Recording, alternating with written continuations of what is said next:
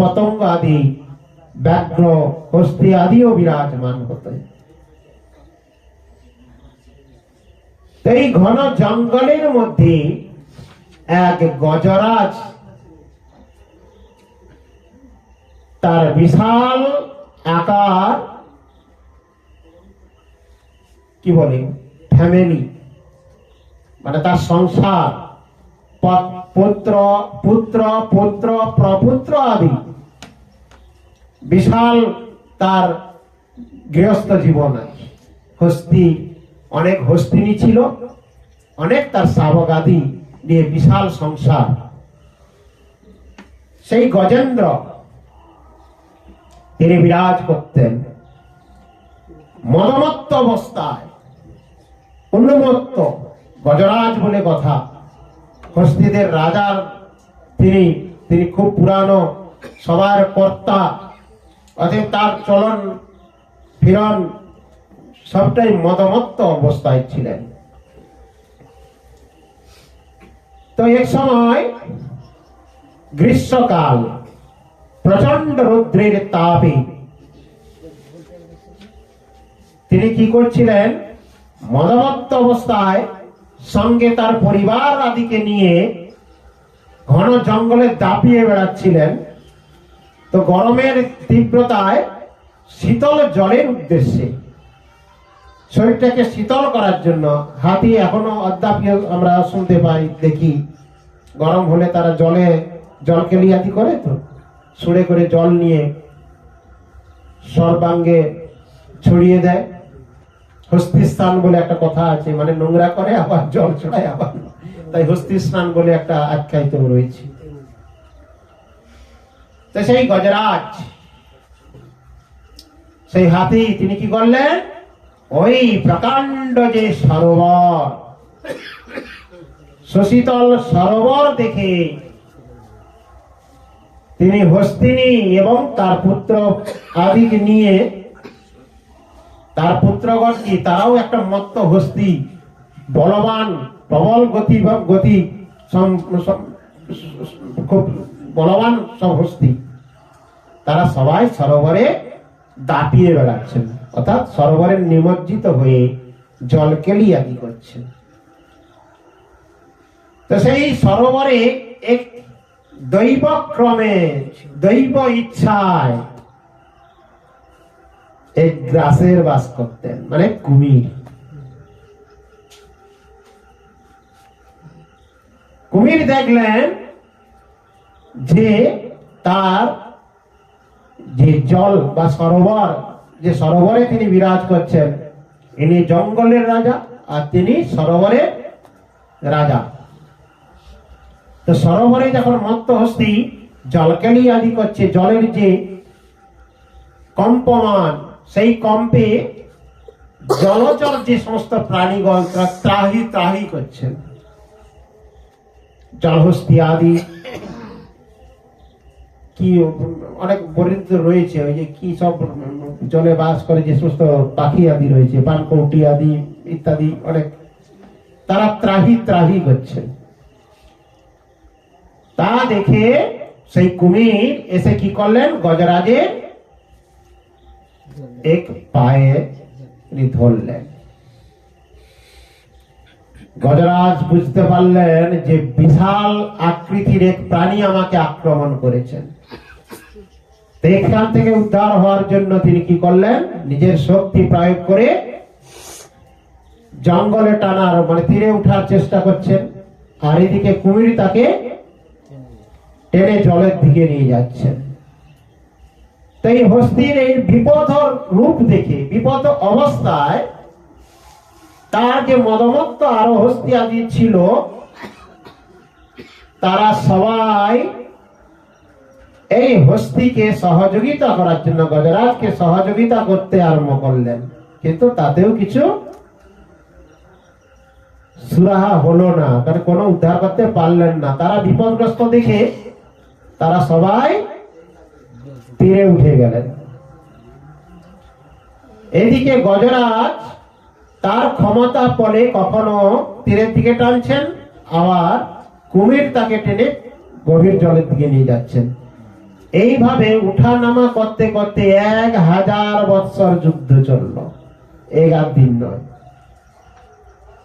স্বর্গে থেকে দেবতাগণ তা দেখে বিস্ময়ে আবিষ্ট হয়ে গেলেন, এ কি ব্যাপার। কারণ এ তো সাধারণ গজেন্দ্র নয়, আর সাধারণ গ্রাহেরও নয়। তাই 1000 বৎসর যাবৎ এইভাবে দুইজনের যুদ্ধ চলতে থাকলো। কখনো টানছেন, সে কখনো গভীর চলে নিয়ে যাচ্ছে। ঘটনাক্রমে জঙ্গলের রাজা হাতি, কিন্তু জঙ্গলে তো যেতে পারছে না। জলের মধ্যে থাকতে থাকতে তার আস্তে আস্তে শরীর ক্ষীণ হতে চলছে, খাওয়ার নেই, শক্তি হ্রাস পাচ্ছে। আর এদিকে জলচর প্রাণী কুমির তার নিজের এলাকায় থাকার কারণ হাতির চেয়ে তিনি কিন্তু অনেকটাই শক্তিমান এবং বলবান রয়েছে। এদিকে গজরাজ চিন্তা করছেন যে কুমির নয়, এ মনে হয় আমার প্রেরিত কাল দ্বারা প্রেরিত হয়েছে। কি বলছেন, বিধি প্রেরিত এক কাল আমাকে গ্রাস করেছে। আমার মতামত এত, হাতি থাকতে থাকতে এরা আমাকে সহযোগিতা করে উঠাতে পারলো না, তো কাকে আর দোষ দিব। আমার হস্তিনী যারা রয়েছেন, মানে তার স্ত্রী আদি যারা রয়েছেন, মানে বহু হস্তিনী ছিল, তো তাই স্ত্রীগণার কথা বলছেন যে তারা কি করে উদ্ধার করবে আমাকে। কারণ বলবন্ত হাতিরা আমার সঙ্গী যারা আমার পুত্র আদি, তারা সহযোগিতা করে আমার কিছু ব্যবস্থা করতে পারলো না। তো এই হস্তিনীদের দায় দিয়ে বা এদেরকে ভরসা করে আমার কিছু হবে না। তাহলে বিধি প্রেরিত এই কালের তার কাছ থেকে আমি উদ্ধার পাবো কি করে। এখানে শ্রীমদ্ ভাগবতে একটি বিষয় বর্ণিত হয়েছে, যেটা আমরা ভগবানের নামাভাসে উদ্ধার হওয়া অজামিলের ক্ষেত্রেও আমরা ওইটা পেয়েছি। ষষ্ঠ স্কন্ধে বিরাজিত যে এই যে ভজন, যারা হরি ভজন করেন, কিছুদিনের জন্য যদি হরি সেবা করেন, হরি নাম কীর্তন করেন, হরি ভজনাদি করেন, এটা তার কখনো ক্ষয় প্রাপ্ত হয় না। নিতাই গৌর ব্রহ্মানন্দে। পূর্ব জন্মের সুকৃতি প্রভাবে, পূর্ব জন্মের সাধন ভজনের যে তার অভ্যাসত ছিল, সেই অভ্যাস ক্রমে তিনি তৎক্ষণাৎ বুঝতে পারলেন গজরাজ যে আমাকে যদি উদ্ধার করতে পারে সে কেবলমাত্র একজনই। প্রত্যেকটা কথার মধ্যে তত্ত্ব রয়েছেন। কারণ হরি কথা শুধু এই কান দিয়ে শুনে পাশ দিয়ে বেরিয়ে গেলে হবে না। আমরা যদি হৃদয়ঙ্গম করে শুনি তাহলে অন্য প্রকল্প আসে না। আমরা অনেক বিচলিত হই, কারণ একাগ্র চিত্তে আমরা হরি কথা শ্রবণ করছি না। ভগবানের কথা শ্রবণ করলে হৃদয়ে তিনি বিরাজমান হবেন, তিনি প্রস্ফুটিত হবেন, তিনি সাক্ষাৎ দর্শন দান করবেন। নিতাই গৌর প্রেমানন্দে। গজরাজ তার পূর্ব অর্জিত স্বীকৃতি প্রভাবে, পূর্য ভজন অভ্যাসের দ্বারা তিনি উপলব্ধি করতে পারলেন যে আমাকে যদি উদ্ধার করতে পারেন একমাত্র স্বয়ং হরি, এছাড়া আর কেউ আমার উদ্ধার কর্তা নেই। আমি বাঁচব এ আশা কিন্তু সেই মুহূর্তে গজেন্দ্রের মধ্যে নেই। তিনি বুঝতে পেরেছেন যে এই যে মদমত্ত অবস্থায় এতদিন যে আমি আমার জীবনটাকে ধ্বংস করলাম, ভগবানকে ভুলে গিয়ে ভগবানের আরাধনা না করে এই সংসার রূপ গ্রহচক্রে কালচক্রে সময় অতিবাহিত করে দিয়েছি, যারা বাস্তবে কেউ আমার নয়। বাস্তবিক যারা সাংসারিক তারা নিশ্চয়ই উপলব্ধি করেছেন, যাদের জন্য জীবন অতিবাহিত করে নিজের সুখ স্বাচ্ছন্দ্য বিসর্জন দিয়ে যার সেবা, যার ভরণ পোষণ, যাকে লালন পালন আদি করছেন, তারা যখন উপযুক্ত সময় এলে আপনাকে যথাক্রমে সঠিক জায়গাটা আপনাকে দেখিয়ে দিবেই দিবেনি। তাই গৌর প্রেমানন্দ, এ জগতে কেউ কাউকে ভালোবাসে না, সবাই ভালোবাসার অভিনয় করে, সবাই সবাইকে নিজের স্বার্থে ব্যবহার করে। অপ্রিয় হলেও এটাই সত্য কথা। এটা যে যত তাড়াতাড়ি বুঝতে পারবে তার পক্ষে ততই মঙ্গল। যে যত দেরিতে বুঝবে তার জীবন অন্ধকারাচ্ছন্ন হয়ে যাবে। এই বিষয় তাড়াতাড়ি যারা উপলব্ধি করতে পারবেন, তমেব পিতা চ মাতা তমেব তমেব বন্ধুশ্চ সখা তমেব তমেব বিদ্যান্ত্রবিন তমেব তমেব সর্বমম দেব দেব। তখন তিনি উপলব্ধি করে যদি ভগবানের শ্রীচরণ কমলে এসে গুরু বৈষ্ণবদের সান্নিধ্যে আসে, ইষ্টদেব যে বলেছেন বৈষ্ণবের কাছে গেলে বৈষ্ণবের কৃপায় গুরুদেবের কাছে যাবেন, আর গুরুদেবের কৃপায় আপনি ভজন রাজ্যে প্রবেশ করার অধিকার প্রদান করবে আপনাকে। আর সেই অধিকার পাওয়ার পর সৎভাবে যদি হরি ভজন করেন, তখনই আপনার সঙ্গে ভগবানের সাক্ষাৎ সম্বন্ধ হবেই হবে। নিতাই গৌর প্রেমানন্দ। তো সেই কথা বুঝতে পেরে গজরাজ ভগবানের শরণাগত হলেন, ভগবানের স্তব করছেন, কে আছে তুমি বিনা? আমার মতো এই পাপীকে উদ্ধার করার এ ত্রিভুবনে কেউ নেই। ভগবানের বহু প্রকার স্তব স্তুতি করলেন। আর শরণ্যং যিনি ভগবান, তার যদি একাগ্র ভাবে কেউ শরণ গ্রহণ করেন, তিনি শরণাগত রক্ষক, তিনি শরণাগতকে রক্ষা করেন।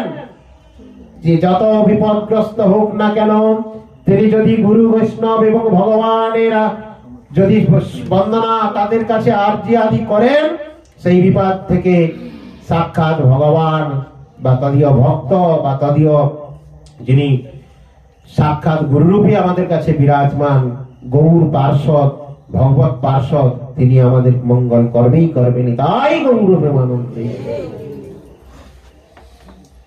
তৎক্ষণাৎ ভগবান হরি গরুড়ে আরোহণ পূর্বক আসছেন, তাকে দর্শন করতে পারলেন। তৎক্ষণাৎ দূর হইতে গজরাজ দেখতে পেলেন যে গরুড়ের পিঠে চেপে স্বয়ং শ্রী হরি আগমন করছেন। তিনি তৎক্ষণাৎ সেই সরোবরে প্রস্ফুটিত পদ্ম ফুল সুরের দ্বারা এরকম করে নিয়ে হরির আসছেন, তার উদ্দেশ্যে নমো নারায়ণায় বলে ভগবানের শ্রীচরণ কমলের উদ্দেশ্যে দিলেন। তাই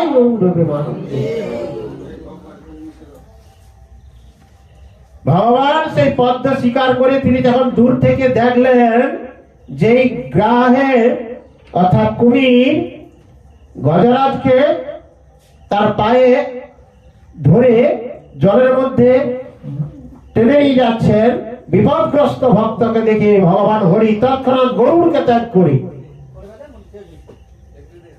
জলে নামলেন এবং এক হস্ত দ্বারা হাতিকে টেনে কোথায়? তীরে উঠালেন। আর তার সঙ্গে সঙ্গে তিনি কি করলেন? সুদর্শন চক্র গিয়ে কুমির যখন হাতিকে টানলেন, কুমির তো পা ছেড়ে দেয়, তো সেই অবস্থায় চক্রের দ্বারা কুমিরে শিরচ্ছেদ করলেন। শিরচ্ছেদ যখনই করলেন, তখন হাতি তীরে উঠল। আর এদিকে ওই যে কুমির, সে তৎক্ষণাৎ ভগবত স্পর্শে, তিনি যে গজরাজকে স্পর্শ করে যে টেনেছিলেন, সেই স্পর্শ এবং সুদর্শনের সাক্ষাৎ তার শিরচ্ছেদ হওয়ার সঙ্গে সঙ্গে তিনি তৎক্ষণাৎ দিব্য রূপ পেলেন। সেই দিব্য রূপ কে ছিল? কুমির। কুমির ছিলেন গন্ধর্বরাজ, হুহু নামক গন্ধর্বরাজ। হুহু নামক গন্ধর্বরাজ ছিলেন তিনি। তিনি এক দেবলের অভিশাপে কুমির যোনি প্রাপ্ত হয়েছিলেন। তৎক্ষণাৎ ভগবানের স্পর্শে তার সেই অভিশাপ থেকে মুক্ত হয়ে ভগবানকে প্রণাম করে, ভগবানের স্তুতি আদি করে তিনি গন্ধর্ব লোকে চলে গেলেন। এদিকে গজরাজ তখন কি করলেন না, তিনি তৎক্ষণাৎ ভগবত স্পর্শে এবং ভগবানের আবির্ভাবে, ভগবানের সাক্ষাৎ পূজার, তিনি তো পূজকই ছিলেন, তো সেই পদ্ম ফুলের দ্বারা যখন ভগবানকে নিবেদন করছেন, তিনি তৎক্ষণাৎ চতুর্ভুজ ধারণ করলেন। বসন্তি যত্র পুরুষা সর্বে বৈকুণ্ঠ মূর্তয়া। এই গজরাজ কে ছিলেন? পূর্বে দ্রবিড় দেশের পাণ্ডু বংশীয় রাজা ইন্দ্রদুম্ন। সেই রাজা ইন্দ্রদুম্ন কি করেছিলেন?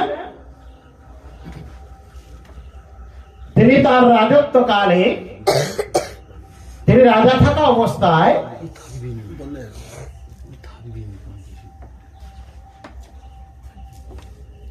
ঠিক আছে, আমি বন্ধ করে দিচ্ছি এইটাই।